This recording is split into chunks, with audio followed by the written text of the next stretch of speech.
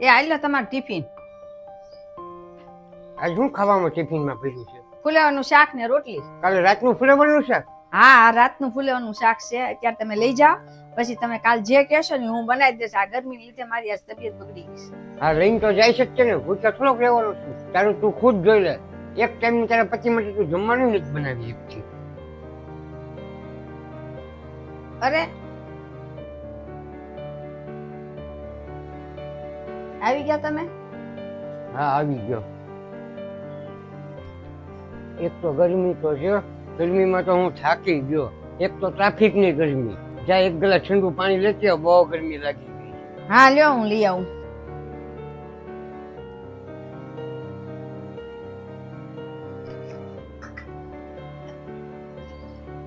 આ લ્યો પાણી.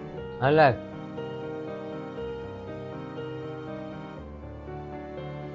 આઈશ અલે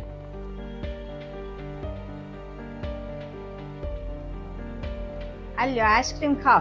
એટલો બધો આઈસ્ક્રીમ ક્યારે લઈ આવી છું? એ તો હું મોલમાં ગઈ હતી ને, તો એક પેકેટ ની આરે એક પેકેટ ફ્રી હતું ને, તે હું લેતી એને. તે ખાજો. ના ના, તમે ખાઓ. હું છે ને પછી રસોઈ કરીને ખાઈશ.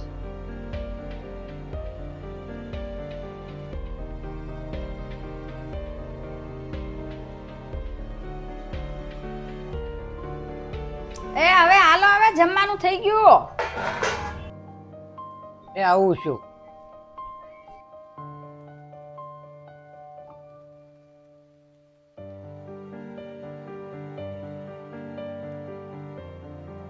કેમ શું થઈ ગયું? હવે જમવા લાગો. મને માફ કરી દે છે. માફી માંગો છો તમે? આજ સવારે મેં તને નાની એવી વાત મેં કેટલું તને સંભળાવી. કાંઈ વાંધો નહીં, તમે સાચું તો કીધું તું. એક સ્ત્રીને છે ને પતિને સારું રાંધીને ખવડાવવું પડે, એ હું નથી કરી શકતી. ના ના, એ મારી ભૂલ છે થોડી. કે તું આટલી બધી ગરમીમાં રસોડામાં છે ને ઊભી ઊભી રસોઈ બનાવો છે ને, તો મારે સમજવું જ જોઈએ કે નાની નાની વાતમાં મારે તને આટલું બધું ન સંભળાવું. આ ગરમીમાં છે ને જે હોય ને એ ખાઈ જ લેવું જોઈએ. હું જ તને એમ કીધા રાખું છું કે આ બનાવ ને આ બનાવ ને આ બનાવ. કાંઈ વાંધો નહીં, મેં તમને ભાવતું આજે મેં શાક બનાવ્યું સરસ મજાનું, ખાઈ લો. કેમ તારે નથી ખાવાનું? ભૂલી ગયા તમે? આ નોરતા હાલે છે, હું નોરતા રહું છું, મારા તો ઉપવાસ છે, હું ન ખાઈ શકું. અરે હા, એ તો હું હાવ ભૂલી જ ગયો કે તું 9 દિવસ નોરતાનો ઉપવાસ કરે છો. એ તો મને ખબર જ ન હતી. તું બેસી જા, શાંતિથી આરામ કર.